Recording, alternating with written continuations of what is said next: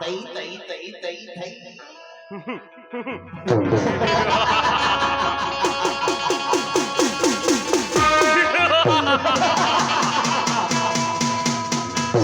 ಶಾಂತಿ ಎಂಬ ಸುರ ನಗರದಲ್ಲಿ ಅಶಾಂತಿ ಉಳಿಸುವುದೇ ಈ ವಿಕ್ರಮಯುಕ್ತನ ರೂಪ.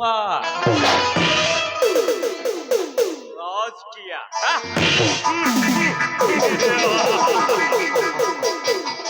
ರಾಜಕೀಯ ಮುಖಂಡನೇ ನಾನಾಗ್ತದೆ. ಕಾರ್ ಕೊಡಿಸ್ತಾರೆ, ಬಂಗ್ಲೆ ಕೊಡಿಸ್ತಾರೆ. ತಿಳ್ಕೊಂಡ್ ನಡೆದ್ರೆ ಮನುಷ್ಯ, ತಿಳಿಲಿಲ್ಲ ಅಂದ್ರೆ ನೀನು ಮನುಷ್ಯನೇ ಅಲ್ಲ. ಇದು ವಿಕ್ರಮನ ಮಾತು. ನಾನೇನಾದರೂ ತಪ್ಪು ಮಾತನಾಡಿದ್ದರೆ ದಯವಿಟ್ಟು ಸಮಾಜಕ್ಕೆ ಕ್ಷಮೆ ಕೋರುತ್ತೇನೆ. 5 ವರ್ಷಗಳ ಹಿಂದೆ ನಮ್ಮ ಮಾವ ಗುಂಡೂರಾವ ಹಾಳು ಬೀಳಾಗಿದ್ದವನ ಮನೆತನ ಈಗ 3 ಅಂತಸ್ತಿನ ಅರಮನೆ.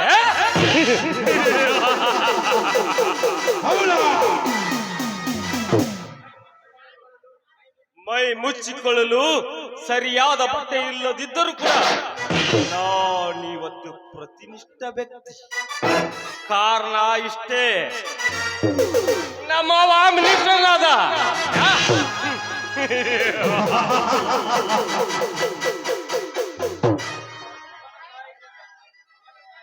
ಅದನ್ನೇ ಆಧಾರವಾಗಿಟ್ಟುಕೊಂಡು ನಾನು ಕಮಿಷನರ್ ಏಜೆಂಟ್ ಅನ್ನಾದೆ. ನಾನೊಬ್ಬ ಸತ್ಯವಾಗಿ ಹೇಳಬೇಕಂದ್ರೆ ಬಡ ರೈತನ ಮಗ. ಬೇರೆಯವರಿಗೆ ಓದಿದರು ಇನ್ನೊಬ್ಬರ ಕೈ ಕೆಳಗೆ ಏನು ಕೆಲಸ ಮಾಡುವುದೆಂದು ತಿಳಿದು ವ್ಯವಸಾಯವನ್ನೇ ಕೈಗೆತ್ತಿಕೊಂಡೆ. ಅದರಿಂದ ದೊರೆತ ಪ್ರತಿಫಲ ಮನೆಯಲ್ಲಿ ಹಗಲು ಇರಲು ದುಡಿದರು ಹೊಟ್ಟೆಗೆ ಬಟ್ಟಿ ಮುಚ್ಚಿಕೊಳ್ಳಲು ಆಗಲಿಲ್ಲ ನನ್ನ ಮನೆತನಕ್ಕೆ. ಅದಕ್ಕಾಗಿ ಡಿಸೈಡ್ ಮಾಡಿದೆ, ನನಗೆ ಅಡ್ಡ ದಾರಿಯೇ ಸರಿ ಎಂದು. ಆ ಅಡ್ಡ ದಾರಿಯಲ್ಲಿ ಹೋಗಬೇಕಂದರೆ ನಾನು ನೌಕರಿಯನ್ನು ತೆಗಬೇಕಂತ ಇನ್ನೊಂದು ಅಡ್ಡ ದಾರಿ ಹಿಡಿದೆ. ಆದರೆ ಏನು ಮಾಡುದು, ಈ ನಮ್ಮ ಸರ್ಕಾರ ನಾಚಿಕೆಟ್ಟು ಸರ್ಕಾರ ಅಂದರೆ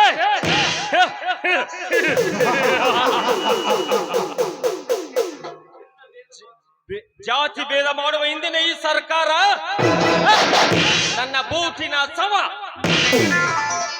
ಒಂದೇ ಒಂದು ಕಾರಣಕ್ಕಾಗಿ ನನ್ನ ನೌಕರಿಗೆ ಅಡ್ಡವಾದದ್ದು ಈ ನನ್ನ ಜಾತಿ ಧರ್ಮ ಮಾಡುವ ಹಿಂದಿನ ಈ ಸರ್ಕಾರ.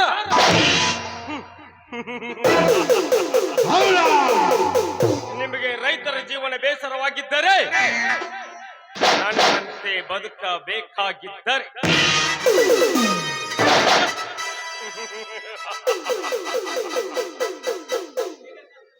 ಒಂದೇ ಒಂದು ಅಂದರೆ ನನ್ನ ನಂಬರ್ ತೆಗೆದುಕೊಳ್ಳಿ. 8277640420 ಅಂದರೆ 420. ಓಕೆನಾ?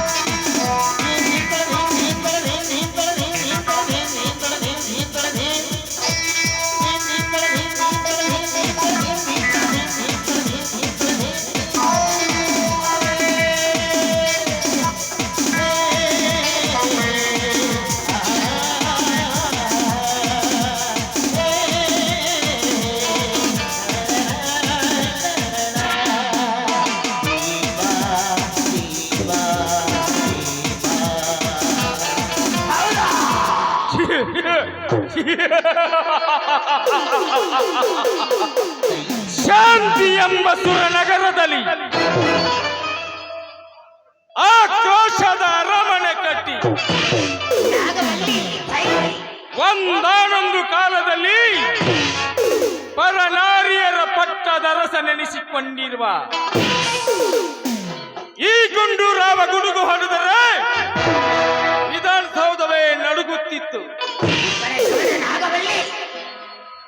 ಇಂದಿನ ಕಾಲದಲ್ಲಿ ಧರ್ಮ ದಾರಿ ಬಿಟ್ಟಿತು, ನೀತಿ ನಶಿಸಿ ಹೋಯಿತು. ಸತ್ಯ ಸೂಳೆಯರ ಮನೆ ಹಾಸಿಗೆಯಾಯಿತು. ನಾನು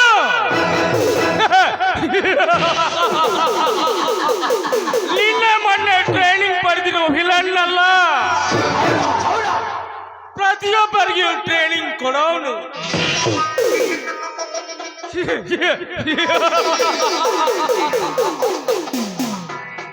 ಊರಿಗೆ ಬೆಂಕಿ ಹಚ್ಚುವ ವಿದ್ಯೆ ನಿಮ್ಮಲ್ಲಿದ್ದರೆ ಕೆಟ್ಟವೆಂದು ಬೀಗಬೇಡಿ. ಬೆಂಕಿ ಹಚ್ಚುವವರಿಗೆ ಈ ಸಮಾಜದಲ್ಲಿ ಅವನು ಎನ್ನುವುದಿಲ್ಲ, ಅವಳು ಎನ್ನುವುದಿಲ್ಲ. ಅರ್ಥಾರ್ಥ ಅಧ್ಯಾಯ 6ರಲ್ಲಿ ಇತ್ಯರ್ಥ.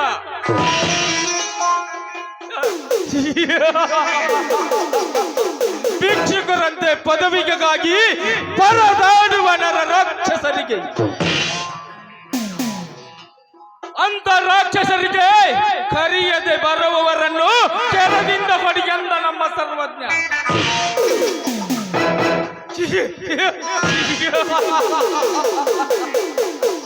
60 ವರ್ಷ ದೇಶ ಆಳಿದ ಕಾಂಗ್ರೆಸ್ ಕಾಲದಲ್ಲಿ ಏಕಚಿತ ಒಂದು ಪಾಕಿಸ್ತಾನವೇ ನಮಗೆ ತಲೆನೋವಾಗಿತ್ತು. ಇಂದು ವಿಶ್ವ ನಾಯಕ ನರೇಂದ್ರ ಮೋದಿ ಆಡಳಿತದಲ್ಲಿ ಬಲಿಷ್ಠವಾದ ಅಮೆರಿಕವೇ ನಮಗೆ ಜೋಕರ್ನಂತೆ ಕಾಣುತ್ತಿದೆ. ಆದರೆ ಬದಲಾಗಿದ್ದು ದೇಶ ಅಲ್ಲ, ನಮ್ಮ ನಿಮ್ಮಂತ ನಿಷ್ಠಾವಂತರ ಒಂದೊಂದು ಹೋಟಿನ ಪರಿಣಾಮ.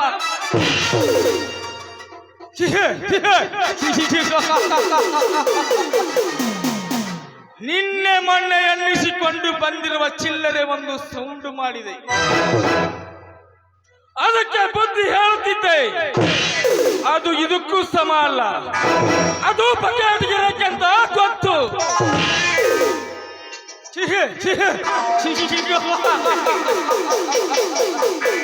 ದೇಶಕ್ಕೊಬ್ಬ ಮೋದಿ ಇರಬೇಕು, ಊರಿಗೊಬ್ರು ಬೂದಿ ಇರಬೇಕು. ಓಕೆ ಆಗಲಿಲ್ವ ವಿಕ್ರಮ? ವಿಧಾನಸೌಧವೇ ಕಾಲು ಕಿಸಿದುಕೊಂಡು ಬಿತ್ತು. ನಮ್ಮ ಕುರ್ಚಿ ಅನಾಥವಾಯಿತು. ಈಗ ಆದದ್ದಾದ್ರೂ ಏನಾಯ್ತು ಮಾವ? ವಿಕ್ರಮ, ವಿಧಾನಸಭೆ ವಿಸರ್ಜನೆ ಆಯಿತು. ನಿಮ್ಮ ಪಕ್ಷಕ್ಕೆ ನಿಚ್ಚಳವಾದ ಬಹುಮತ ಇರುವಾಗ ಯಾದ ಕುಂಡಿಗಳು ಏನು ಮಾಡಿದ್ರು ನೀವು ಟೆನ್ಷನ್ ಮಾಡ್ಕೊಳ್ಬೇಡ. ಕುರ್ಚಿ ಕುರ್ಚಿ ಕುರ್ಚಿ ಅಂತ ಯಾಕೆ ಹೋಗ್ಕೋತೀರಿ? ಅಲ್ಲ, ಇಕ್ಕಟ್ಟು ಹೆಚ್ಚು ಕಮ್ಮಿ ಆಗಿ ಹಾರ್ಟ್ ಅಟ್ಯಾಕ್ ಆದಿತ್ರಿಪ್ಪ, ಹಾರ್ಟ್ ಅಟ್ಯಾಕ್. ಅಲ್ಲ, ನಿಮ್ಮಂತ ಮಂತ್ರಿ ಮನಿ ಬಾಗಿಲು ಮುಂದೆ ಇರ್ತಾವ. ಮೊದಲು ಯಾವಾಗ ಜಿಗದ ಅನ್ನೋದು ಹೇಳಕ್ಕ ಆಗೋದಿಲ್ರಿಪ್ಪ.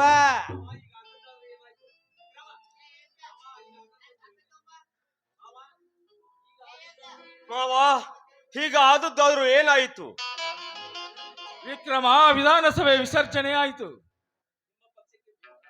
ನಿಮ್ಮ ಪಕ್ಷಕ್ಕೆ ಬಹುಮತವನ್ನು ಕೊಟ್ಟು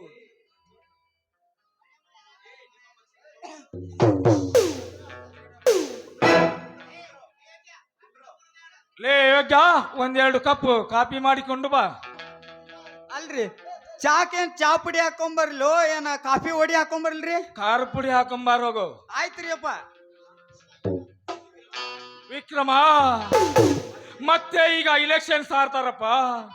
ಸಣ್ಣ ಸಣ್ಣ ಜನರಿಗೆ ಸಹಿತ ಕೈ ಮುಗಿಯುವ ಕಾಲು ಬರ್ತದೆ ನಮಗೆ. ಅಧಿಕಾರ ಮಾವ, ಅಧಿಕಾರ ಅಧಿಕಾರಕ್ಕಾಗಿ ಈ ಕತ್ತೆ ಕಾಲನ್ನು ಕೂಡ ಹಿಡಿಲೇಬೇಕು. ಹಿಡಿದರೆ ಮಾತ್ರ ನಮಗೆ ಹವಾ. ಇಲೆಕ್ಷನ್ ಅಂತ 15 ಇಲೆಕ್ಷನ್ ಅಂತ ಸಾರಿದರೆ ಸಾಕು, 15 ದಿವಸ ಇರಾಕಲೇ ಮನೆ ಮನೆಗೆ ಅಡ್ಡಾಡಿ ಕೈ ಮುಗಿದು ಕಾಲು ಬಿದ್ದರೆ ಸಾಕು. ನೀನ್ಯಾರು, ನೀನು ಏನು, ನಿನ್ನ ಹವಾ ಏನು ಅನ್ನೋದು ಯಾರು ತಡೆಯೋದಿಲ್ಲ. ಅದರಲ್ಲಿ ಈ ನಮ್ಮ ತಾಲೂಕಿನಲ್ಲಿ ನಮ್ಮ ಜಾತಿಯ ಜನ ಜಾಸ್ತಿ ಇರುತ್ತಾರೆ. ನೀನು ಯಾವುದೇ ಕೆಲಸ ಮಾಡದಿದ್ದರೂ ನಿನ್ನ ಕುರಿಯಂತೆ ಓಟ ಹಾಕಿ ಆರಿಸಿ ಕಳಿಸುತ್ತಾರೆ ಈ ನನ್ನ ಸಮಾಜದ ಜನ. ವಿಕ್ರಮ, ನೀನ್ ಹೇಳುವುದೇನೋ ನಿಜ. ಆದರೆ ಇಂದಿನ ಈ ಕಾಲದಲ್ಲಿ ಮತದಾರರಲ್ಲಿ ಪ್ರಜ್ಞೆ ತುಂಬುತ್ತಿದೆ. ನಮ್ಮಂತ ರಾಜಕಾರಣಿಗಳು ಕೆಲಸಗೇಡಿ ನನ್ನ ಮಕ್ಕಳು ಎನ್ನುವುದು ಇಂಥ ಮತದಾರರಲ್ಲಿ ಬಂದರೂ ಬಂದಿರಬಹುದು.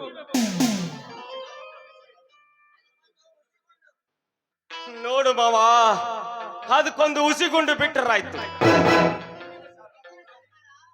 ಹಿಂದಿನ ಸರ್ಕಾರ ನಮ್ಮ ಕೈಯಲ್ಲಿ ಕಾಜಿ ಖಜಾನೆ ಬೋಕೆ ಕೊಟ್ಟು ಹೋಗಿದರಂತೆ ಹೇಳಿ ಕೆಲವೊಂದು ದ್ರೋಹಿಗಳಿಂದ ನಮ್ಮ ಸರ್ಕಾರ ಉಳಿಸಿ ಬಿಟ್ಟರು. ಆದರೆ ಅದು ಅಂತ ಇಂಥ ದ್ರೋಹಿಗಳಲ್ಲ, ಅವರಿಗೆಷ್ಟೇ ಗೊತ್ತು ನಾನು ನೀನು ಹೇಳುವುದು. ಸರ್ಕಾರ ರಚನೆ ಮಾಡಬೇಕಂದರೆ ಅವರಂತೆ ಕೈ ಮುಗಿದು ಮುಂದೆ ನಮ್ಮ ಕೆಲಸ ನಿಮ್ಮ ಜನ ಸೇವೆ ಮಾಡಲೆಂದು ಭಾಷಣ ಬಿಗಿದರಾಯ್ತು ಮಾವ, ಭಾಷಣ ಬಿಗಿದರಾಯ್ತು. ಬಿಜಾಕ ಬರ್ತಿತ್ತು ವಿಕ್ರಮ. ಇತ್ತಿತ್ತಲಾಗ ಊರಿಗೊಂದೊಂದು ರೈತ ಸಂಘಟನೆ ಕಟ್ಟಿಕೊಂಡು ನಮ್ಮಂತ ರಾಜಕಾರಣಿಗಳ ಬಗ್ಗೆ ಇಲ್ಲ ಸಲ್ಲದ ಅಪಪ್ರಚಾರ ಮಾಡುತ್ತಿದ್ದಾರೆ. ವಿಕ್ರಮ, ನಮಗೆ ನುಂಗಕ್ಕೂ ಬರುವಲ್ದು, ಉಗುಳಕ್ಕೂ ಬರುವಲ್ದು. ನೋಡು ಮಾವ, ಒಂದು ಐಡಿಯಾ ಮಾಡಿದ್ರಾಯ್ತು. ಈಗಿನ ಕಲಿಯುಗದಲ್ಲಿ, ಈಗಿನ ಜನಸಂಖ್ಯೆಯಲ್ಲಿ ರೈತರ ಓಟು ಕಿತ್ತುಕೊಳ್ಳಬೇಕಂದ್ರೆ ಕೃಷಿ ಸಾಲ ಸೂಟ ಮಾಡ್ತೀವಂತ ಹೇಳಲೇಬೇಕು. ರೈತರ ಸಾಲ ಸೂಟು ಮಾಡ್ತೀವಂತ ಹೇಳಿ ಧಾರಾಳವಾಗಿ ಅವರ ಓಟುಗಳನ್ನು ಕಿತ್ತುಕೊಂಡರಾಯ್ತು. ಅಷ್ಟೇ ಅಲ್ಲ, ಹೇಗಾದರೂ ಮಾಡಿ ಎಂತಾದರೂ ಮಾಡಿ ರೈತರ ಸಾಲ ಸೂಟು ಮಾಡ್ತೀವಂತ ನೀವು ಭಾಷಣ ಹೇಳಲೇಬೇಕು. ನಾವು ಅವ್ರು ಕೇಳ್ತಾರೆ. ವಿಕ್ರಮ, ತೆಲೆಯನ್ನೇನೋ ನೀನು ರೈಲಿನಂತೆ ಓಡಿಸಿದೆ. ಒಂದು ವೇಳೆ ನಾಳೆ ನಮ್ಮ ಪಕ್ಷವೇ ಅಧಿಕಾರಕ್ಕೆ ಬಂದು ಹೇಳಿದಂತೆ ಸಾಲ ಸೂಟ್ ಮಾಡ್ತಿರೋ ಇಲ್ಲ ಊಟ ಕಿತ್ಕೊಂಡು ಬರೋಣ ಅಂತ ಹೇಳಿದ್ರೆ ಹಾಗೇನಯ್ಯ ಮಾಡೋದು?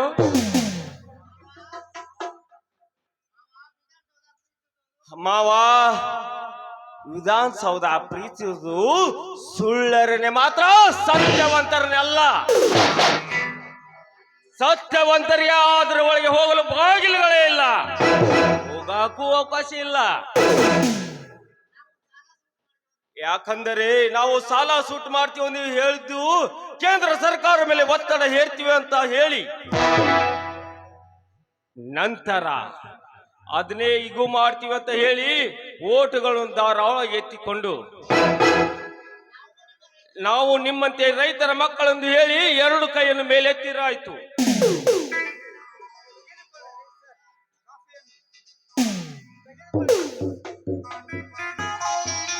ಅಯೋಗ್ಯ, ಖಾರ ಪುಡಿ ಹಾಕಿ ಕಾಯಿಸಿದ್ಯಲ್ಲ, ಎಲ್ಲಿಟ್ಟಿದ್ಯೋ ಬುದ್ಧಿಯನ್ನು? ಅಲ್ರಿ ಅಪ್ಪ, ನೀವೇ ಹೇಳಿದ್ರಲ್ರಿ. ಅಲ್ಲ, ಕಾರ್ಪುಡಿ ಹಾಕೊಂಬ ಅಂತ ನೀವ್ ಹೇಳಿರಿ, ನಾ ಕಾರ್ಪುಡಿ ಹಾಕೊಂಬನ್ನಿ. ಯಾಕಂದ್ರ ನೀವ್ ಮಿನಿಸ್ಟ್ರಿಗೆ ಹೋಗಿದ್ರಲ್ರಿ, ಅಲ್ಲೇ ಅದನ್ನ ಕುಡಿತಾರಂತ ಮಾಡಿದಿರ್ಲಿಲ್ಲ. ಲೇ ಅಯೋಗ್ಯ, ನಿನ್ನಂತ ಅಯೋಗ್ಯನನ್ನ ಕೆಲ್ಸಕ್ಕೆ ಇಟ್ಟುಕೊಂಡೇನಲ್ಲ, ಎಕ್ರ ಇದ್ರೆ ಕೂಡ ಹೊಡ್ಕೋತೀನಿ. ತೆಗೆದುಕೊಳ್ಳಿ ಸ್ವಾಮಿ, ತೆಗೆದುಕೊಳ್ಳಿ. ಲೇ ಅಜ್ಜ, ನಮ್ಮ ಅವನಿಗೆ ಚಪ್ಪಲಿ ತೋರಿಸೋಟ್ಟು ಕಿಮ್ಮತ್ತು ಬಂದಿದೆ. ಕೊಬ್ಬಿದ ಮಗನೇ, ಒಂದು ಹೊರಗೆ ಹಾಕಬೇಕಾಗುತ್ತದೆ. ನೀವ್ ಯಾಕಷ್ಟು ಸಿಟ್ಟಿಗೆ ಬರ್ತೀರಿ ಅಪ್ಪ? ಅಲ್ಲ, ನಮ್ಮ ಸಾವುಕಾರ ನನ್ನ ಕೆಲ್ಸಕ್ಕೆ ಇಟ್ಕೋಬೇಕಾದ್ರೆ ಏನಂತ ಹೇಳ್ಯಾನ?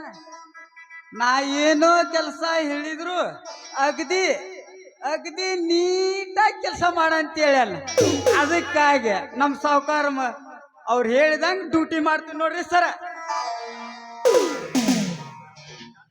ಬಾಳ ಶಾಣದಿ ಕಪ್ಪುಗಳನ್ನು ತೆಗೆದುಕೊಂಡು ಒಳಗೋ ನಡಿ. ಆಯ್ತ್ರಿ.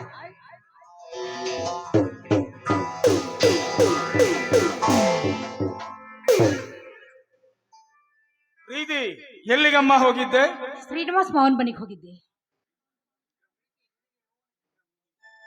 ಪ್ರೀತಿ, ನೀನು ಯೌವನಕ್ಕೆ ಬಂದ ಬಾಲೆ, ಆ ಕಡೆ ಈ ಕಡೆ ಸುತ್ತಾಡುವುದು ಈ ವಿಕ್ರಮನಿಗೆ ಸರಿ ಕಾಣಿಸುವುದಿಲ್ಲ.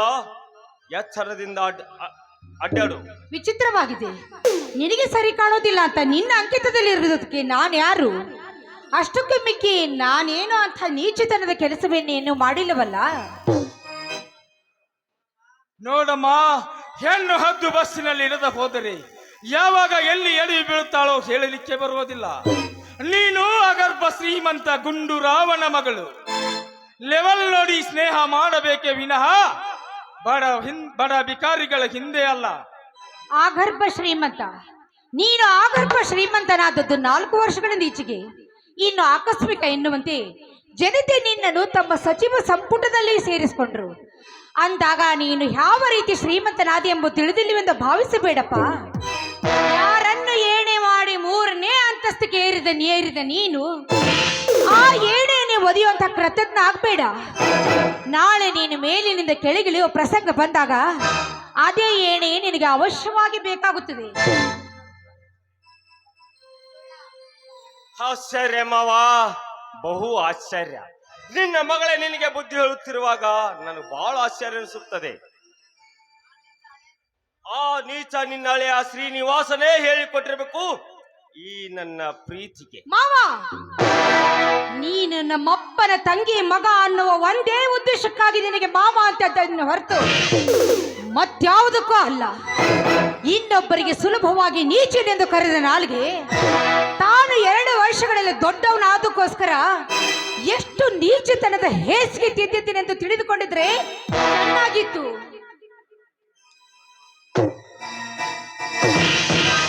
ಸಣ್ಣವರು ದೊಡ್ಡವರನ್ನು ಅರಿವು ಬಿಟ್ಟು ಮಾತನಾಡಿವೆಯಾ ನೀನು? ದುಡ್ಡು ಗಳಿಸಿದ ಮಾತ್ರಕ್ಕೆ ದೊಡ್ಡವರು, ಬಡತನದಲ್ಲಿ ಬೆಳೆದ ಮಾತ್ರಕ್ಕೆ ಸಣ್ಣವರು ಅಂತ ನಿಮ್ಮ ಭಾವನೆ. ಅಪ್ಪ, ಈಗ ಜಗದಲ್ಲಿ ಉಳಿದಿರುವನು ಒಬ್ಬನು ದೊಡ್ಡವನು. ಅವನೆಷ್ಟು ದೊಡ್ಡವನು ಅಷ್ಟೇ ಬಡವನು. ಸಾಲದಲ್ಲಿ ಹುಟ್ಟಿ ದುಡಿಯುವುದೊಂದೇ ತನ್ನ ಕರ್ತವ್ಯವೆಂದು ಭಾವಿಸಿ ಸಾಲದಲ್ಲಿ ಬೆಳೆದು ಕಾಮುಕರ ಕಪ್ಪೆ ಮುಷ್ಟಿಯಲ್ಲಿ ಸಿಕ್ಕು ಸಾಲದಲ್ಲಿ ಸತ್ತು ಹೋಗುವನಲ್ಲ, ಅವನೊಬ್ಬನೇ ಒಬ್ಬನು ರೈತ.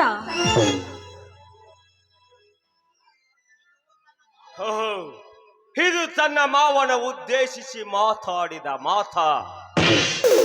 ನೋಡಿದೆಯ ಮಾವ, ನಿನ್ನ ಮಗಳನ್ನು ನನಗೆ ಕೊಡುತ್ತಾನೆ ಹೇಳಿ ಆ ಬಡ ಬಿಕ್ಕರಿ ಶ್ರೀನಿವಾಸನನ್ನೇ ಉದ್ದೇಶಿಸಿ ಮಾತನಾಡುತ್ತಿರುವಳ ಈ ಪ್ರೀತಿ. ಇಂದು ನೋಡಲು ಹೋದಳು, ನಾಳೆ ನಕ್ಕಲು ಬಂದಳು. ನಾಡಿದ್ದು ಏನಕ್ಕೇನಾರು ಹೆಚ್ಚು ಕಡಿಮೆ ಆದರೆ ಮುಂದೆ ಜವಾಬ್ದಾರಿ ಯಾರು? ಪ್ರೀತಿ, ಇದೇ ಕೊನೆ ಸಾರಿ ಹೇಳುವೆ. ಮಾವ ಎಂದು ಅವನ ಹಿಂದೆ ಬಿದ್ದಿದ್ದು ಕಂಡು ಬಂದಿದ್ದೆಯಾದರೆ ನೀನು ಮಗಳೆನ್ನುವುದನ್ನು ಮರೆತು ಕೊಂದು ಹಾಕುವೆ. ಎಚ್ಚರ, ಹೋಗು.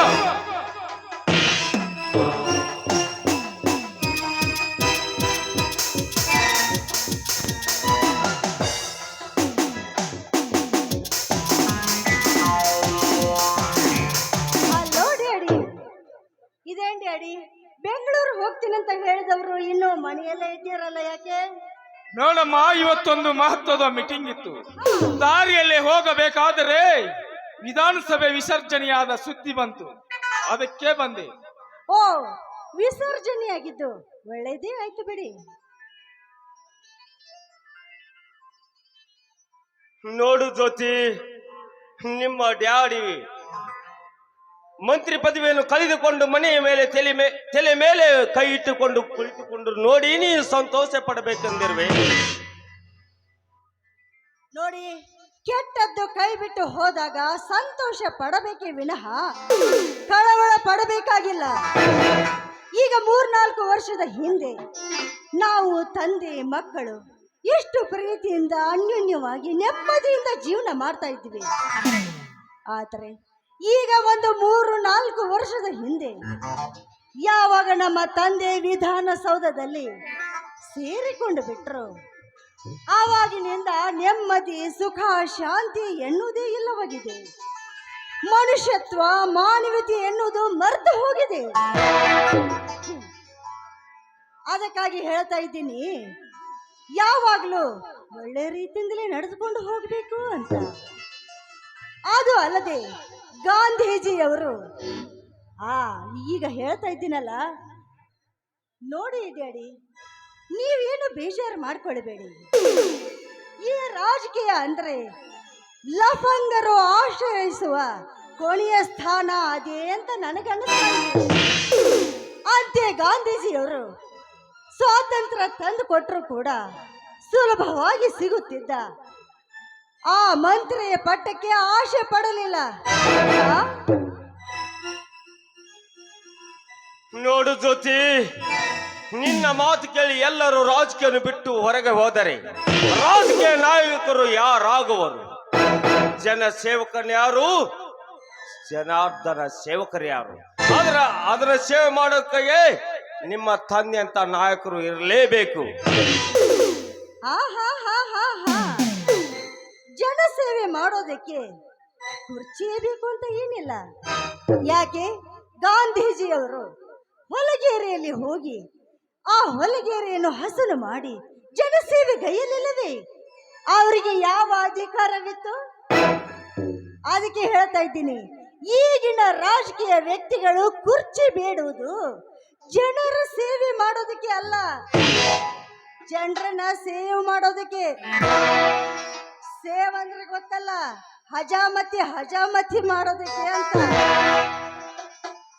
ಜ್ಯೋತಿ, ಎಲ್ಲದಕ್ಕೂ ನೀನು ವಾದ ಮಾಡಬೇಡ. ಕಾಲೇಜನ್ನ ಮೇಲೆ ದೊಡ್ಡ ದೊಡ್ಡ ಶ್ರೀಮಂತರ ಮಕ್ಕಳು ಬಂದಿರ್ತಾರೆ. ಅವರು ತಾಸೆಗೊಂದು ಬಟ್ಟೆಯನ್ನು ಬದಲಿಸಿ ತಮ್ಮ ಶ್ರೀಮಂತಿಕೆಯನ್ನು ಪ್ರದರ್ಶನ ಮಾಡುತ್ತಾರೆ. ಅವರು 10 ಬಟ್ಟೆಯನ್ನು ತೆಗೆದುಕೊಂಡರೆ ನೀನು 20 ಬಟ್ಟೆಯನ್ನು ತೆಗೆದುಕೊ. ಅವರು ಸಾದಾ ರೂಮಿನಲ್ಲಿದ್ದರೆ ನೀನು ಏರ್ ಕಂಡೀಷನ್ ರೂಮಿನಲ್ಲಿ ವಾಸವಾಗಿರು. ಒಟ್ಟಿನಲ್ಲಿ ನೀನು ಸುಖವಾಗಿರಬೇಕೆನ್ನುವುದೇ ನನ್ನ ಆಸೆ. ಅಪ್ಪ, ನೀನು ರೈತ ಹೆಣ್ಣು ಮಕ್ಕಳ ಬಗ್ಗೆ ಮಾತನಾಡ್ತಾ ಇದೆಯಲ್ಲ, ನಿಜ. ನೋಡು, ಆ ಹಣ ನಿನಗೀಗ ಜುಜುಬಿಯಾಗಿ ಕಾಣಿಸ್ತಾ ಇದೆ. ಅದೇ ಹಣ, ಅದೇ ಆ 50 ರೂಪಾಯಿ ಏನಿದೆಯಲ್ಲ, ಅದನ್ನ ಈ ಒಕ್ಕಲಗಿತ್ತಿಯ ಮಗಳು ಭೂತಾಯಿಯ ಮಡಿಲಲ್ಲಿ ನಿಂತುಕೊಂಡು ಭಕ್ತಿಯಿಂದ ಶ್ರದ್ಧೆಯಿಂದ ಅವಳು ಮೈ ಮುರಿದು ದುಡಿದು ಅವಳು ಗಳಿಸುವ ಹಣಕ್ಕೆ ಬೆಲೆ ಕಟ್ಟುವ ಕಿಮ್ಮತ್ತು ನಿಮಗೆಲ್ಲಿದೆಯಪ್ಪ? ನಿಮಗೆಲ್ಲಿದೆ?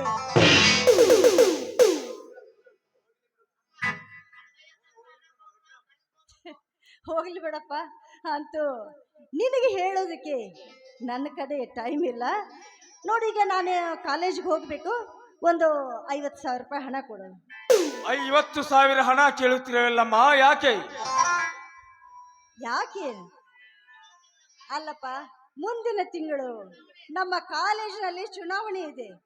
ಅದಕ್ಕಾಗಿ ನಾನು ಜನರಲ್ ಸೆಕ್ರೆಟರಿ ಕೆಲಸಕ್ಕೆ ನಾನು ಮುಂದೆ ಸ್ಪರ್ಧಿಸಬೇಕು ಅಂತ ಇದ್ದೀನಿ. ಈಗ ಬಂದಿತು ನೋಡು ನನ್ನ ರಕ್ತದ ಕಳೆ. ಜ್ಯೋತಿ, ಈಗಿಂದೀಗಲೇ ರಾಜಕೀಯವನ್ನು ಮೈಗೂಡಿಸಿಕೊ. ಆ ಕಾಲೇಜಿನಲ್ಲಿ ಕುಡಿಯವರಿದ್ದರೆ ಕುಡಿಸು, ತಿನ್ನವರಿದ್ದರೆ ತಿಳಿಸು. ಪ್ರಸಂಗ ಬಿದ್ರ ಗೂಂಡ ವಿದ್ಯಾರ್ಥಿಗಳನ್ನು ಕರೆಸು, ಅವರಿಗೆ ಚೈನು ಚಾಕುವನ್ನು ಕಳಿಸು.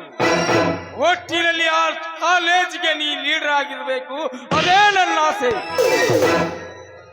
ನಿಜ ನಿಜ, ನಿಮ್ಮಂಥ ತಂದೆ ತಾಯಿಗಳು ಹೆಚ್ಚಾಗಿದ್ದರಿಂದಲೇ ಇಂದು ಯಾವಾಗಲೂ ಸಾಮಾಜಿಕ ಕಳಕಳಿಯಿಂದ ಸಮಾಜ ಕಟ್ಟಬೇಕಾಗಿದ್ದ ವಿದ್ಯಾರ್ಥಿಗಳು ಚಾಕು ಚೂರಿಯನ್ನು ಹಿಡಿದುಕೊಂಡು ಕೊಲೆಗಡಕನಾಗುತ್ತಿದ್ದಾನೆ.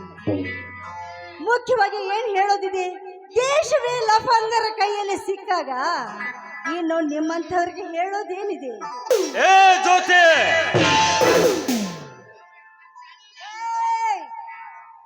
Give respect and take respect. Ram ಜರ ರುಕೋ ಸಮರ್ಕರು ಅಂದರೆ ನಾನು ನಿನ್ನ ಮಾವ. ಸಾಕು ಬಾಯಿ ಮುಚ್ಚು. ಈಗ 5 ವರ್ಷದ ಹಿಂದೆ ನಾವು ಬಡತನದಲ್ಲಿದ್ದಾಗ ನಮ್ಮನ್ನು ತಿರುಗಿಯೋ ನೋಡಿದ ನೀನು ಈಗ ನಮ್ಮ ತಂದೆಗೆ ಅಧಿಕಾರ ಸಿಕ್ಕಿದೆ, ಸಾಕಷ್ಟು ಆಸ್ತಿ ಅಂತಸ್ತು ನಮ್ಮ ಪಾಲಿಗಿದೆ ಅಂತ ಭಾವಿಸಿಕೊಂಡು ಈಗ ಎಲ್ಲಿಗೆ ಬಂದಿದ್ಯಾ? ಈಗ ನೀನು ಸಂಬಂಧಿಕ ಅಂತ ಹೇಳೋದ್ರಲ್ಲಿ ಯಾವ ಆಶ್ಚರ್ಯವೂ ಇಲ್ಲ. ಅದು ಅಲ್ಲದೆ ಈ ಮನೆಯಲ್ಲಿ ನನ್ನಂತ 2 ಮುದ್ದಾದ ಹೆಣ್ಣು ಮಕ್ಕಳು ಇದ್ದಾಗ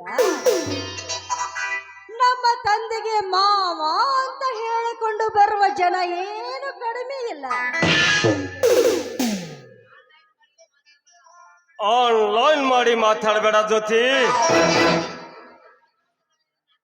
ಸ್ವಲ್ಪ ದಿವಸದಲ್ಲಿ ನಿನ್ನಕ್ಕನ ಮದುವೆ ನನ್ನ ಜೊತೆ ನಡೆಯುತ್ತದೆ, ವಿಚಾರಿಸು.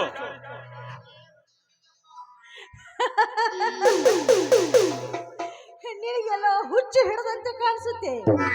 ಆ ಹುಚ್ಚು ಹೆಚ್ಚಾಗುವ ಮೊದಲು ಧಾರವಾಡ ಆಸ್ಪತ್ರೆಗೆ ಹೋಗಿ ಅಡ್ಮಿಟ್ ಆಗು.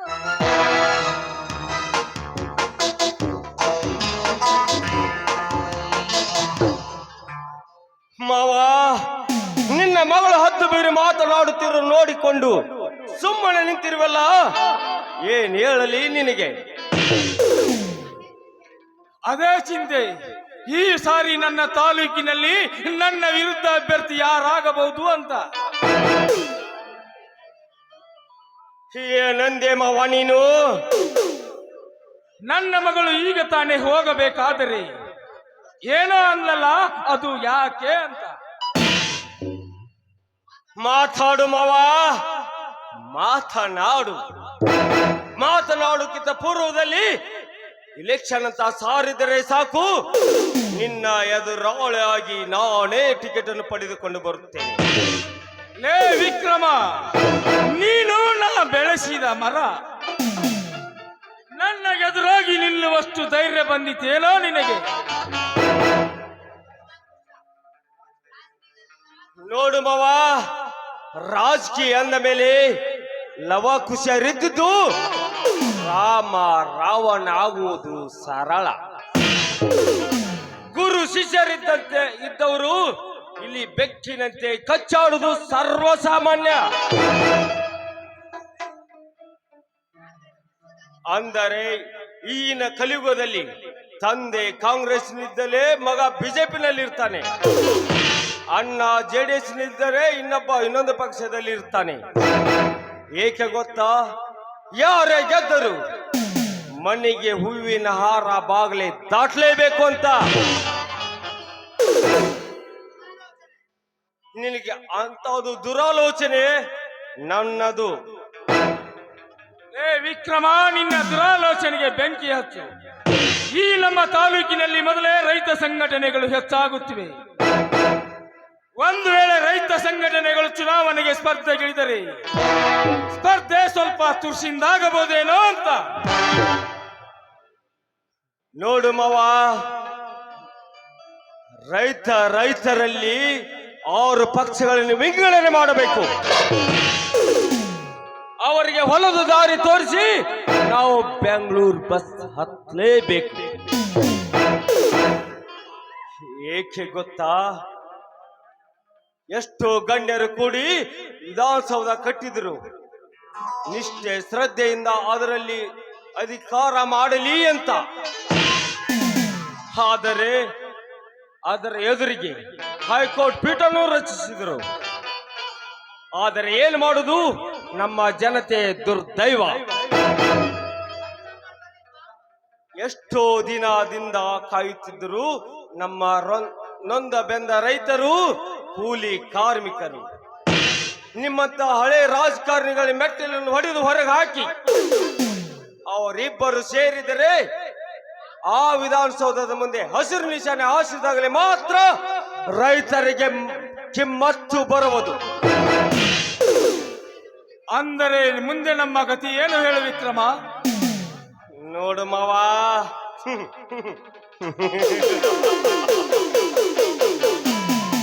ಬ್ರಿಟಿಷರಿಗಂತೂ ಹೋಗ್ಲಿಕ್ಕೆ ಬ್ರಿಟನ್ ಇತ್ತು, ನಿಮಗಂತೂ ಹೋಗ್ಲಿಕ್ಕೆ ಯಾವ ದೇಶದವರು ಕರ್ಕೋದಿಲ್ಲ.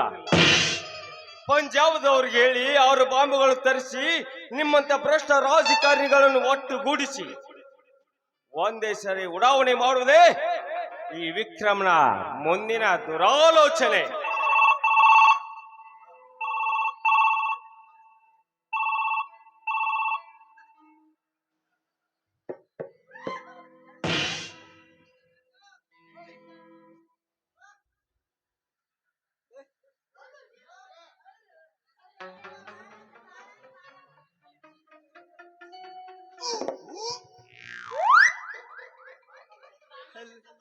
ಹಲೋ ರೀ, ಬಾ ಮಲ್ರಿ ಅಪ್ಪ ಇದೇ ಈಗ ನಿಮಗೆ ಫೋನ್ ಬಂದಿದ್ದ. ಯಾಕಂದ್ರೆ ನಮ್ಮ ಟಪ್ಪಿ ಪಕ್ಷಕ್ಕೆ ನಿಮ್ಗ ಟಿಕೆಟ್ ಕೊಡ್ತಾರಂತ್ರಿಪ್ಪ. ಅಯೋಗ್ಯ, ನಮಗೆ ಟಿಕೆಟ್ ಸಿಕ್ಕಿದ್ದು ಒಳ್ಳೆಯದೇ ಆಯ್ತು. ಚುನಾವಣೆಯ ಮುಂದಾಲೋಚನೆ ಮಾಡೋಣ, ಬನ್ನಿ ಹೋಗೋಣ.